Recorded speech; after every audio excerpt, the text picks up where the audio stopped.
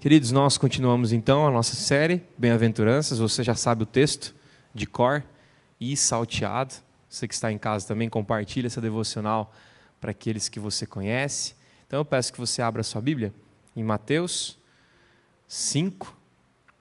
E os primeiros versículos nós já sabemos até de cor já, porque já faz um tempinho aí que a gente está conversando sobre as bem-aventuranças e hoje nós encontramos a nossa quarta bem-aventurança. Então, novamente, como a gente sempre tem feito, nós lemos o primeiro e o segundo versículo e pulamos lá para o versículo 6. Então, diz assim o texto de Mateus, 5º capítulo. Vendo Jesus as multidões, subiu ao monte e, como se assentasse, aproximaram-se os seus discípulos e ele passou a ensiná-los, dizendo, versículo 6, bem-aventurados que têm fome e sede de justiça, porque serão fartos. Gente, a gente já conversou bastante sobre a questão da bem-aventurança como uma intensidade do caminho da felicidade e como essa bem-aventurança passa ao contrário daquilo que a sociedade coloca. A sociedade coloca que aquele que é orgulhoso é feliz, aquele que busca os seus próprios desejos é feliz, aquele que conquista, aquele que trabalha, aquele que mata tudo e todos pela sua própria felicidade, ele é extremamente feliz. Mas quando Jesus se levanta aqui, ele se coloca contra essa sociedade. E hoje nós encontramos essa quarta bem-aventurança, que vai dizer sobre a justiça. Eu acho interessante porque ele traz essa ideia de que feliz, muito feliz, é aquele que tem fome e sede. Mas não é uma fome ou uma sede ou um desejo pelas coisas carnais. Eu acho isso lindo em Jesus, porque ele tá direcionando totalmente para aqueles que seguem a Ele, que o caminho dele é diferente. Então, eu vou dar um exemplo para vocês aqui em relação a esse texto, esse versículo 6, nessa breve devocional nossa, é que, para a gente ponderar aqui, logo de início, o que eu percebo é a justiça humana é incapaz. Ele está dizendo aqui, olha, bem-aventurado, feliz é aquele que tem fome e sede de justiça. E que justiça é essa? Talvez seja essa a pergunta para a gente começar a trilhar esse caminho da bem-aventurança em relação a sede e fome. Porque às vezes eu posso até parar e pensar assim, puxa, Diego, tudo bem, essa justiça, que justiça é essa? Então existem duas relações quando nós vamos estudar esse texto com alguns comentaristas, que eles pontuam. A primeira justiça é uma justiça mais de um termo mais legal, forense, de uma ideia de imputação. Então, por exemplo, nós buscamos a justiça de Deus, aquela justiça que Jesus derramou sobre nós. Então, nós somos justos porque Deus é justo. E Ele mandou o seu próprio Filho, e por causa da justiça dele, nós somos justos. Então, para a gente colocar bem na nossa cabeça, não é uma justiça, a justiça humana ela não pode ser colocada como uma justiça que é produzida, mas a justiça humana ela é recebida dos céus. Essa é a primeira justiça que eu percebo quando Jesus está falando aqui, uma justiça, e até tem um texto interessante, para a gente mostrar como a nossa justiça é incapaz, lá em Isaías 64, no versículo 6, vou dar um tempinho para a gente chegar lá, Isaías 64, no versículo 6, olha que interessante, como a justiça humana ela é falha e como nós precisamos realmente de uma justiça que é derramada sobre nós. No termo legal, no termo da teologia sistemática, é isso, é a ideia da imputação da justiça sobre nós. Nós não somos justos, Deus é justo e Ele coloca isso sobre nós, dentro de nós, por meio de Jesus. Olha que interessante, Isaías 64, 6 diz assim, mas todos nós somos como um imundo, e todas as nossas justiças como o trapo da imundície. Todos nós murchamos como a folha, e as nossas iniquidades como um vento nos arrebatam. Então, esse é o primeiro passo que a gente precisa entender, é que a nossa justiça não é uma justiça boa. Aqui é derivada do nosso coração pecaminoso, ela é sempre frágil. Eu vou dar um exemplo bem prático para vocês aqui. Quando você vê uma injustiça acontecendo, o que geralmente a gente pensa? A gente sempre pensa do outro lado, de uma forma intensa. Então a gente não pondera de uma forma justa. Então a gente vê uma injustiça acontecendo, a gente quer matar o outro lado. Geralmente é assim. Então você vê, dá um exemplo bem pequeno aí, a gente vê um cachorrinho na rua, que a gente sente, puxa, que injusto, ele está lá solto e tal. E aí você geralmente fala assim, agora eu vou dedicar a minha vida inteira e eu vou matar as pessoas que largam os cachorrinhos na rua.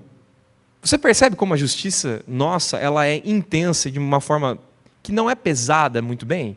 E eu coloquei só um exemplo do cachorrinho. Mas geralmente a gente é assim, olho por olho, dente por dente, tudo bem, é um texto do Antigo Testamento, mas já não é mais assim. Porque a gente tem que refletir como? Porque se fosse nessa lógica, Jesus não morreria por nós. Existe algum justo? Como o texto diz? Não, não há nenhum justo sequer, certo?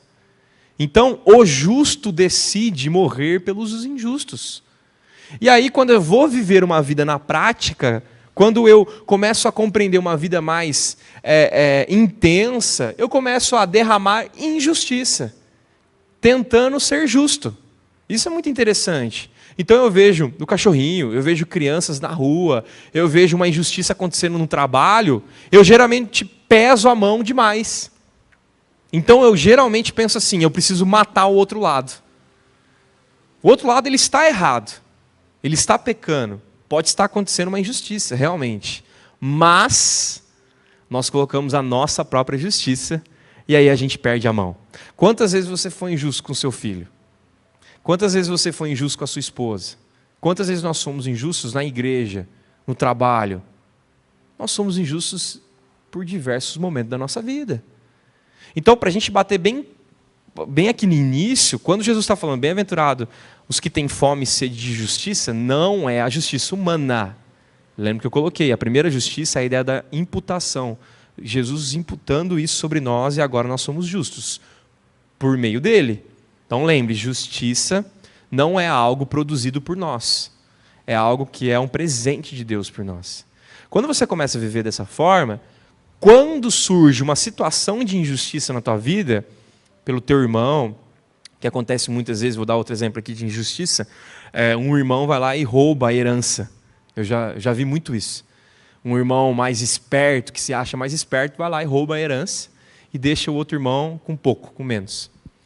Qual é a nossa vontade? A gente não quer resolver e pegar só o dinheiro. A gente quer ir lá e falar assim, tem que destruir ele, tem que fazer... A gente sempre vai além. E o ponto aqui é uma justiça de Deus. Eu não estou falando para você passar a mão, né, passar pano e ficar vivendo dessa forma. Mas bem-aventurado aquele que tem sede e fome de justiça que vem do trono de Deus. E quando eu estou falando aqui desse texto, quando Jesus está falando desse texto, essa fome e sede de justiça deve ser direcionada ao trono de Deus.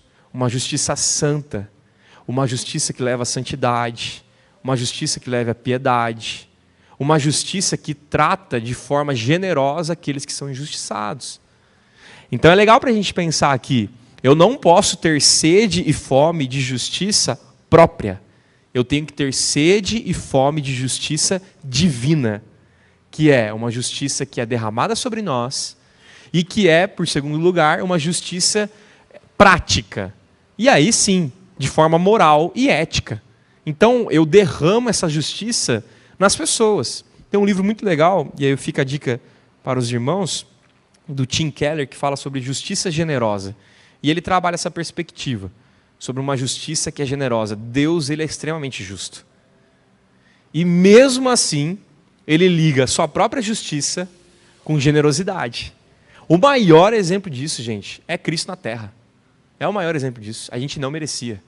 E mesmo assim, ele se faz pecado por nós. Tem um texto interessante, que eu até coloquei aqui, 2 Coríntios 8, 9. Vamos dar uma olhadinha lá? Dentro dessa perspectiva da justiça, né? E da ideia da troca, né? Porque quando a gente fala sobre a justiça sendo derramada de Deus por nós, Cristo Jesus sendo o substituto perfeito, é disso que a gente está falando. Olha que interessante, 2 Coríntios capítulo 8, versículo 9. Pois conheceis a graça de nosso Senhor Jesus Cristo, que, preste bastante atenção agora, sendo rico, se fez pobre por amor de vós, para que, pela sua pobreza, vos tornasseis ricos. Gente, isso é muito lindo, é a ideia da troca. Isso é justiça, ele está se fazendo justo por nós e nós nos tornamos a justiça dele. Então ele se faz pobre por nós, e quando ele chega com a sua pobreza e humildade, nós nos tornamos aquele que crê nele, certo? Aquele que crê nele se torna humilde, santo, justo por meio dele. Então eu sempre faço uma imaginação aqui, né, um pouco, quando nós pecamos, e nós entendemos que Jesus é o advogado fiel que está ao lado de Deus, eu fico imaginando muito essa cena, o pecado do nosso coração, Deus com a sua ira santa, porque Deus não aceita o pecado, é a transgressão, Deus não pode suportar o pecado, porque Ele é totalmente santo, e aí, quando Ele olha para a gente, Ele só encontra pecado. Só que nesse movimento do olhar de Deus para nós, há um homem Deus no meio, que é Jesus. Então, quando ele olha para a gente, ele vê estampado o rosto do Filho. Ele fala, o Vinícius, ele é justo, ele é cristão, ele ama Jesus, porque eu estou vendo Jesus nele. Isso é o discipulado de Jesus. Então, quando Deus olha por nós, ele vê estampado a cruz, ele vê estampado a pessoa de Jesus por nós.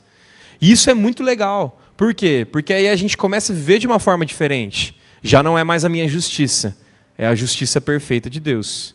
É aquela realmente ideia de que, olha, quem vai concretizar a justiça nessa terra é Cristo, é Deus. Então você pode ter passado por um sufoco muito grande, ter até perdido dinheiro, perdido posses, perdido esse relacionamento com pessoas, amizade e tal. Olha, mas a justiça perfeita vem do Senhor, vem dos céus.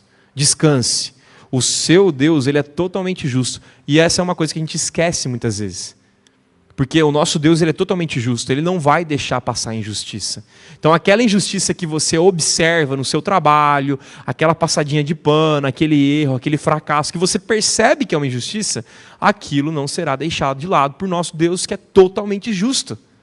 Se ele é totalmente justo, a injustiça não se enquadra ao caráter de Deus. Então, quando Jesus se coloca aqui, colocando, olha, bem-aventurado, feliz, mas muito feliz, aquele que tem sede e fome de justiça, ele está falando dessa justiça, que vem direto do trono de Deus. A pergunta para a gente é, será que eu tenho vivido essa justiça? Essa justiça nasce direto de conhecer mais de Deus, não na nossa justiça. Esse é o problema. Nós padecemos porque a gente quer que as coisas sejam pagas aqui. A gente quer fazer do nosso jeito. A gente quer, não, Diego, eu vou fazer justiça com as minhas próprias mãos. E aí, às vezes, a gente vê noticiários de pessoas que foram lá. Eu vi uma vez uma história do Guarujá, a Ju que contou para mim. Teve um boato que aconteceu lá no bairro dela, e esse boato foi tão intenso que correu uma notícia lá que havia uma bruxa matando crianças no bairro e tal, e saiu um retrato falado. Esse retrato falado começou a sair no Facebook, tudo lá e tal, e encontraram uma mulher na rua muito parecida com o retrato falado. O povo começou a fazer justiça com as próprias mãos. Aquela mulher morreu, e não era ela. Foi apenas um boato. A nossa justiça é essa. Ela é fruto de boato, que já nem existe muitas vezes. Ela quer resolver na bala, com a mão, na própria mão. E quando a gente vê, eu lembro disso, a Ju falando, quando a gente vê todo um bairro aplaudindo a morte daquela mulher, que já começou no erro, continuou no erro e terminou num erro, na morte de alguém. Gente, a morte, a vida não está nas nossas mãos, não. Você retribuir o mal com bem mais mal, não existe isso. Quando você vê a teologia de Jesus, a gente falou sobre isso em umas séries passadas, a teologia de Jesus é uma teologia de misericórdia, de amor, que anda a mais, que se leva um tapa no rosto, o que faz? Dá o outro. E que se leva no outro? Continua dando o outro. Eu sempre falo assim, o cristão, se alguém for para perder na sua empresa, na sua família, que seja você que é crente. Você nasceu para perder para o mundo. Você já ganhou a vida eterna com Cristo. Essa é a grande realidade nossa. Então, Continuando, até eu gosto de usar o texto de Jó, no capítulo 9, versículo 2, que diz assim: na verdade, sei que assim é, porque como pode o homem ser justo para com Deus? Gente, nossa justiça é um fracasso. Então, entender que a nossa justiça é um fracasso é o primeiro passo para dizer: eu preciso da justiça de Deus, de buscar essa justiça, de mirar essa justiça e de compreender e de caminhar dessa forma. Legal, interessante. Vamos caminhar um pouquinho mais para frente. Então, Jesus, como um aspecto geral, ele está colocando, olha, essa justiça mesmo imputada e uma justiça moral, é nisso que a gente está apontando, não é a justiça humana. Então, nós deixamos os nossos desejos, a nossa vontade de fazer justiça com a própria mão e caminhamos para a justiça de Deus. E aí, o resultado que o próprio texto está dizendo, tá, entendi. Diego, entendi. O meu foco de justiça é a justiça divina, já não é mais a minha. Perfeito. Caminha dessa forma, mirando dessa forma. Como que você busca essa justiça? Palavra de Deus, oração, jejum, vida devocional, busca pessoal intensa de entender a justiça. Quando acontecer uma injustiça, joelho no chão e falar: Deus, se fosse eu já teria matado. Mas é o Senhor que traz a justiça. Então eu não vou matar. E descansar. E descansar. Porque as injustiças dessa terra não vão estar acima da bênção, da maior justiça, o sol da justiça, que é Cristo Jesus. Então a gente descansa nisso, né? E aí eu coloquei aqui qual é o resultado depois disso, né? Da gente buscar com fome e sede, né? Como a corça anseia pela água. Essa a ideia de você buscar. Eu acho isso muito interessante, porque o cristão ele vai buscar essa justiça divina de uma forma intensa, como a corça suspira pelas águas. O nosso coração deve borbulhar pela busca da justiça divina e não pela nossa. Então a pergunta para o nosso coração é: o que a gente está ansiando, no que a gente tem fome e sede? Gente, sinceramente, a gente tem fome e sede de dinheiro. A gente tem fome e sede de poder. A gente tem fome e sede de uma nova casa, de uma nova família, de pessoas novas, de construções novas, de ter uma vida mais intensa, mais assim, no limite. Infelizmente, a gente tem buscado isso, mas o cristão ele não tem fome e sede dessas coisas. Eu estou numa fase de vida que eu fiquei pensando, né? Eu não sei se existe esse negócio de crise da meia-idade, tem gente que passa, tem gente que não passa, né? E eu também não estou na idade de ter crise da meia-idade, mas os irmãos que já tiveram, não sei. Você fica mais reflexivo. Porque você fica pensando assim, eu lembro de um amigo meu do seminário, que tinha 40 e poucos anos, ele falava assim: Diego, às vezes bate uma crise no meu coração. Eu levanto e falo assim: aquilo que eu deveria ter conquistado, já conquistei. Já não dá mais para conquistar mais coisas. Agora é ladeira abaixo. Ele falava assim, com 40 anos. Eu falei: meu Deus do céu, em nome de Jesus, que eu não seja dessa forma. Mas é a grande realidade, a gente fica mais reflexivo. E é interessante isso, porque a gente precisa ponderar essa fome e sede que a gente está buscando outras coisas, gente. A gente não é daqui. A gente não é daqui. A gente constrói, corre, busca por todas as coisas. Aí começa a dar crise. Por quê? Porque a gente não conquista tudo que a gente pensa. 99% das pessoas não tem o dinheiro que a gente imaginava que queria ter. O sustento que a gente imaginava que gostaria de ter. Não tem.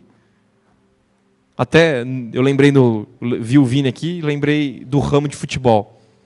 A maioria dos brasileiros, quando é moleque, você pergunta para eles o que eles falam. Quero ser jogador de futebol. E aí eu fui fazer uma pesquisa uma vez, 99,4% não dão certo. Ganham muito pouco no futebol. 0,00 e vai embora.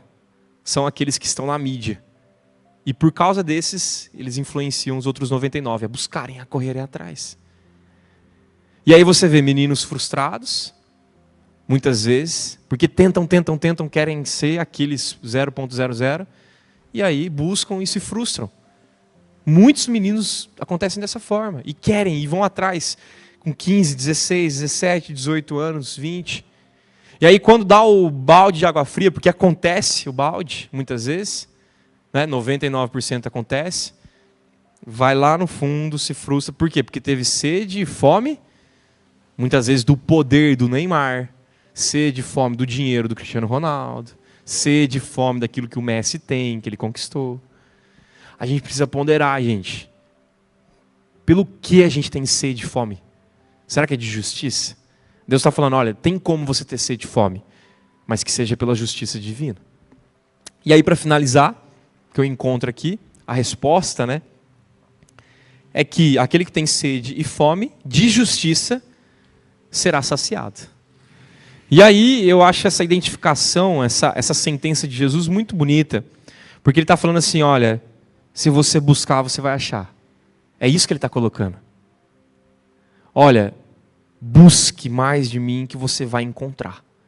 Então aquele que tem sede e fome de justiça divina, que vem do trono de Deus, será saciado. O termo aqui basicamente é essa ideia da plena satisfação, plenamente saciado.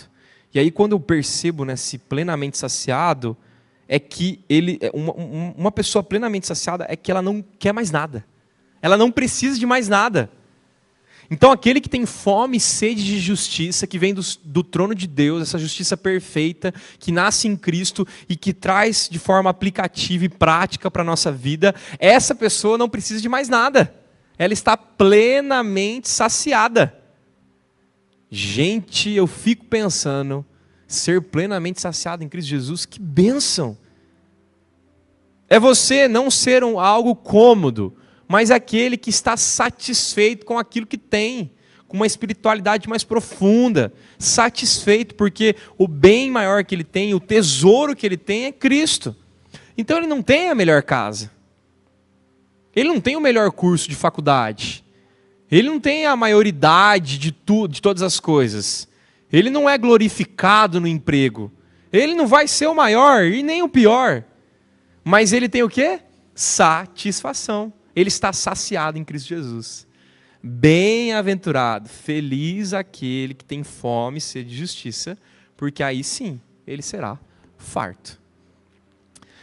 Um pensamento em relação aos dias de hoje, né? Eu acho que a sociedade, e não só a sociedade, a igreja também muitas vezes, ela está farta de muitas coisas, mas não Cristo. Porque a gente padece em tantas coisas, queridos. A gente fala em tantas coisas. A gente busca tantas coisas. Vocês já pararam para pensar como é a vida quando você... Lembra um pouquinho, nós temos várias idades aqui. Quando você era criança e você mamava, usava chupeta, sempre qual que era o ponto? Ai, quando que você vai sair dessa fase? Então sempre a próxima fase. Quando você começa a engatinhar, qual que é a próxima fase? Ai, quando que ele vai andar? Aí ele começa a andar. Aí ele começa a brincar. Aí ele começa a ir e fala, ai, quando que ele vai parar de brincar? Aí ele entra na adolescência, para de brincar. Né? Aí fica trancado dentro do quarto. Aí você pensa assim, quando que ele vai sair desse quarto? Aí ele chega no fundamental. E aí ele começa a viver as coisas do fundamental. Você começa a viver as coisas do fundamental. Lembra aí, 8ª, 4ª série, aquele período gostoso, que o único problema que você tinha era se você comprava o lanche e dividia com os outros. Né? Às vezes você comprava o lanche e ia comer dentro do banheiro para ninguém comer junto com você. Né? O salgadinho. Era a última preocupação que você tinha, para não acabar o lanche rapidamente. E aí você começa a passar, a viver. E aí você ingressa numa faculdade. Aí o pensamento qualquer, ai, quando eu sair da faculdade. Você sai da faculdade, você casa. Né? Aí quando você casa, qual que é o pensamento? Quando que vai vir o filho? Aí quando o filho vem, ele começa a crescer, e você fala, quando ele vai sair de casa? Vocês percebem? Isso gera numa sociedade um sentimento de insatisfação eterna. Sabe qual que é a ideia aqui? É que o bom sempre está depois. E você não vive a fase que você está vivendo. Então, quando eu olho para a plena satisfação na justiça de Deus, eu estou sentado, satisfeito, tranquilo, porque Deus já fez o melhor para a minha vida. Então eu descanso. Eu descanso na minha família, descanso na minha realidade e fico mais tranquilo. E começo a viver o hoje. Eu tenho percebido muito isso, gente. A gente só vive no amanhã. Então você conversa com todas as pessoas, a busca delas sempre está no amanhã. Quando o filho formar, vai ser bênção. Quando o bebê chegar, vai ser bênção. Quando o curso superior acabar, vai ser bênção. Quando o mestrado, o doutorado, e sempre colocando para frente. E aí a pergunta é, você é satisfeito? Está saciado por Deus hoje? Você vai sair daqui hoje e vai fazer o quê? E cada um aqui está numa fase de vida. Então, esse chamado, bem-aventurado, muito feliz aquele, né, que tem fome e sede de justiça, porque ele será saciado, ele tem esse descanso. Olha, a justiça de Deus, a justiça divina, eu descanso dele, eu descanso no Senhor, e agora eu trabalho de forma plena, estou saciado, absolutamente saciado, estou descansado. Pergunto para o nosso coração, será que nós temos sede de fome de justiça? A gente precisa pensar nisso, porque a promessa é, feliz aquele que tem sede de fome de justiça. Será que nós buscamos as nossas próprias justiças? Nosso coração é tão pecaminoso que você tem que identificar e falar, isso aqui é justiça minha. Eu estou pagando na mesma moeda para minha esposa, ela fez isso, eu vou lá e faço também. E por fim, será que eu estou plenamente satisfeito nessa justiça que vem do trono de Deus? Descanso? Ou ainda estou buscando mais, e mais, e mais? O crente que descansa no Senhor, ele é plenamente satisfeito em Jesus. Ele não espera nada melhor, porque o melhor de Deus já veio, que é Cristo Jesus. Numa época de pandemia, falar sobre isso é uma bênção. Por quê? Porque eu descanso. Tomei as 3 doses, já peguei Covid. Deus, está nas tuas mãos. Se for para ser, vai ser. Não há nenhum dia sequer que sai do projeto de Deus para a nossa vida. Está tudo contadinho, está tudo certinho. Então eu descanso nisso. Descanso nessa realidade. Não quer dizer que eu vou ser incoerente, vou viver uma vida absurda aí para fora. Mas quer dizer que eu confio num Deus que é totalmente justo. E essa justiça vem de Deus. Então, feliz aquele que tem sede e fome de justiça, porque será farto, será saciado. Então essa é a minha oração, essas são as palavras de Jesus, são as palavras do nosso Cristo para o nosso coração. E Ele está colocando, ó, você quer ser feliz nessa terra? Tenha sede e fome de justiça. Busque a justiça de Deus, não a nós. Amém? Vamos orar? Deus, obrigado, Pai, por esse texto, que tem falado muito ao nosso coração. E numa sociedade que vive buscando a felicidade, nós encontramos aqui uma lista de felicidade completa que vem do Senhor e não de nós. Nos ajude a entender a justiça que vem de Ti, nos ajude a compreender essa justiça que foi imputada sobre nós, que foi descarregada pelo Evangelho de Cristo Jesus, pelas boas novas, e faz com que nós descansemos e corramos para a prática. Generosidade, piedade, curando pessoas, tocando, dando, ó Pai, ofertas para as pessoas, ó Pai, dando um prato para aquele que precisa de comida, dando, ó Pai, estendendo a mão, ó Deus, ao necessitado. E que essa justiça venha de forma prática e viva nas nossas vidas, ó Pai, porque é uma justiça que vem do Senhor. Nós não conseguimos produzir, ó Pai. Obrigado, Senhor. Queremos ser fartos em Ti e somente em Ti. E que a graça de Cristo Jesus, o amor de Deus, nosso Pai, e o consolo do Espírito Santo seja sobre nós, hoje e para todos sempre. Amém. Deus abençoe, queridos. Até semana que vem.